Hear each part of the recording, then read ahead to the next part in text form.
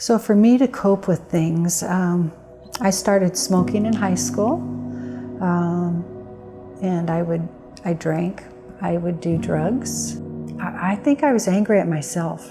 I was angry at myself for letting it happen.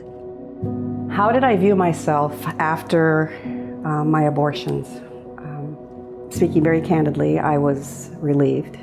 And I think the next thing that would happen was that I would felt completely emotionally numb.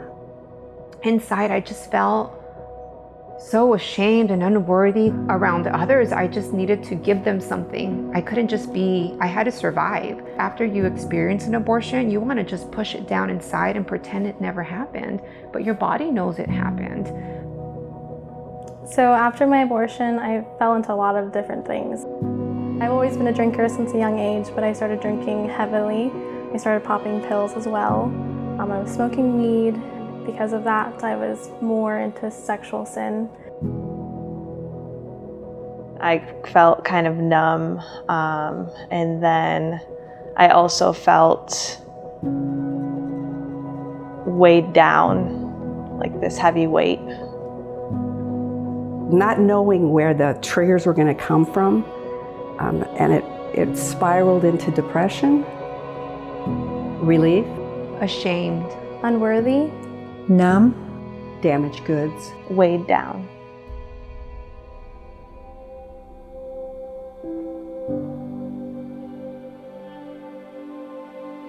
Oh, the words to describe me today are just so opposite of what I felt. I am healed, and I am here for my husband. I am here for my children. God doesn't just want me to be a good mother and a good wife. He wants me also to share my story.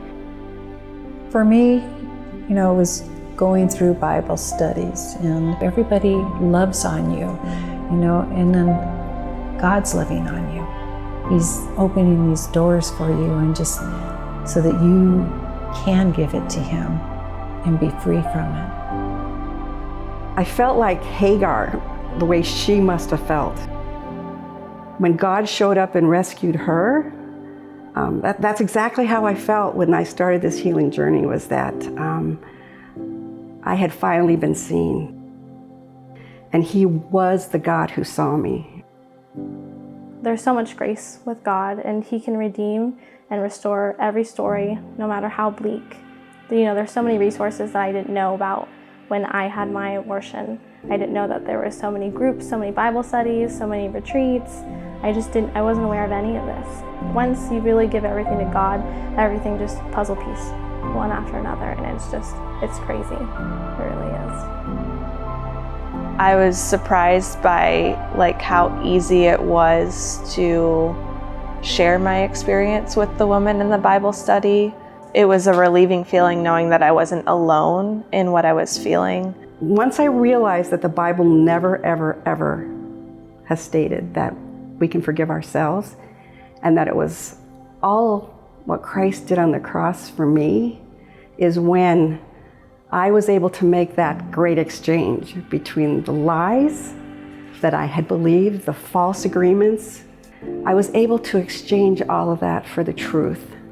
My identity is no longer as a post-abortive woman, and I am a woman of truth, and my identity is in Christ Jesus alone.